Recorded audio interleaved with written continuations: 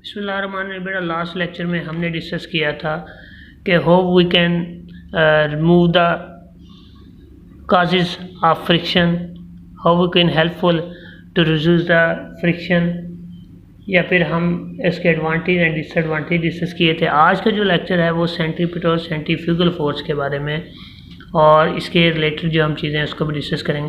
बेटा centripetal force क्या होती है, सेंट्रीफ्यूगल क्या फोर्स होती है। सेंट्रीपिटल और सेंट्रीफ्यूगल एक दूसरे के रेसिप्रोकल हैं, एक दूसरे के ओपोजिशन है।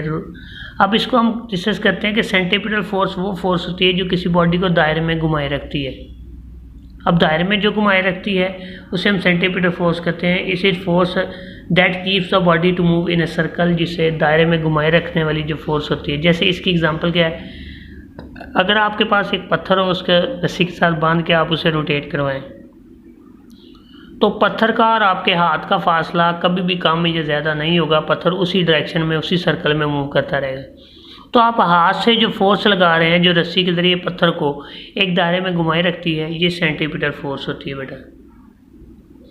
बेटा जो हाथ से आप किसी भी पत्थर को घुमाते हैं तो रस्सी आप उसको खींचे रखती है, तो वो जो खींचे हुए फोर्स होती है वो सेंट्रीपिटल फोर्स होती है जो पत्थर को एक दायरे में घुमाए रखती है।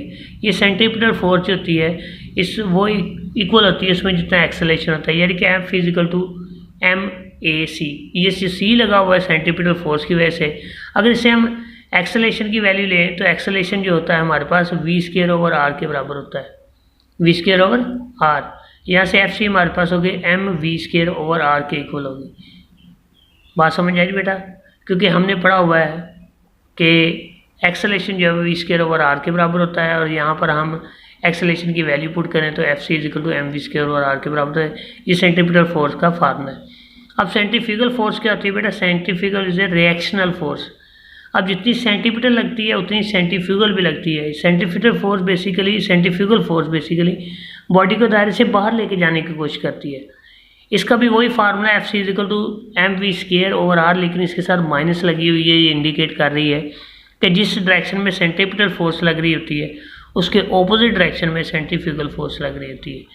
तो आगे हमारे पास है बैंकिंग ऑफ रोड और वॉशिंग मशीन, ड्रायर और क्रीम सेपरेटर। इन तीनों को हम डिस्कस करते हैं। सबसे पहले हम बैंकिंग ऑफ रोड को डिस्कस कर रहे थे। बैंकिंग ऑफ रोड क्या होते हैं बेटा, आपने देखा होगा कि जब आप टर्न ले रहे होते हैं किसी भी रोड पर, तो रोड की एक साइड को ऊंचा बनाया जाता है। ऊंचा क्यों बनाया जाता है, इसी को हम बैंकिंग ऑफ रोड कहते हैं। वो ऊंचा इसलिए बनाया जाता था कि आप जब टर्न ले रहे होते हैं तो आपको सेंट्रीपिटल फोर्स टायर और रोड के दरमियान फ्रिक्शन जो होती है वो ज़्यादा मिलती है और सेंट्रीपिटल फोर्स प्रोवाइड हो ताकि आप टर्न ले सकें। तो बैंकिंग ऑफ रोड आपको हेल्पफुल होती है taking a turn to safe driving के लिए। आपके पास बैंकिंग ऑफ रोड बड़ी हेल्पफुल होती है। वॉशिंग मशीन और ड्रायर कैसे काम करती है बेटा, वॉशिंग मशीन अगर आपने ड्रायर देखी है तो ड्रायर के अंदर ना एक ड्रम होता है जिसके अंदर होल्स होते हैं।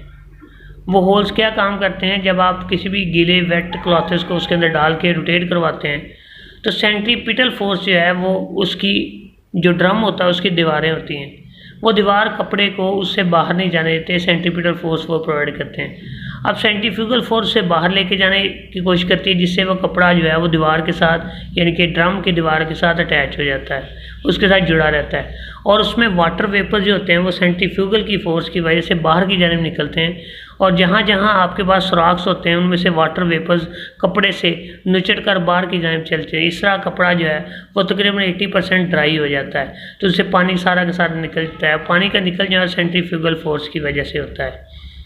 अब इसी तरह क्रीम सेपरेटर है, दूध से क्रीम को अलहदा करना भी हम इसी तरह इसे सेंट्रीपिटल और सेंट्रीफ्यूगल का प्रिंसिपल यूज़ करते हैं। वो कैसे, क्योंकि आपको पता है दूध के अंदर 70% पानी होता है। जब आप उसे तेज़ी के साथ रोटेट करते हैं तो पानी के पार्टिकल्स हैवियर होते हैं, वो किनारों के साथ मिल जाते हैं, और क्रीम के पार्टिकल लाइटर होते हैं, वो दरमियान में आ जाते हैं।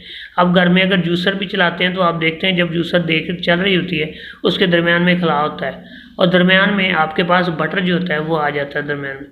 तो बटर के पार्टिकल्स आपके पास, जिस तरह यहाँ पर क्रीम के पार्टिकल्स होते हैं वो लाइटर होते हैं, वाटर के पार्टिकल हैवी होते हैं, वो किनारों की तरफ चले जाते हैं, और क्रीम के पार्टिकल दरमियान में आते हैं और उसको एक पाइप के ज़रिए से बाहर निकाल लेता है। क्रीम सेपरेटर इस तरह काम करता है। अल्लाह हाफिज़ बेटा।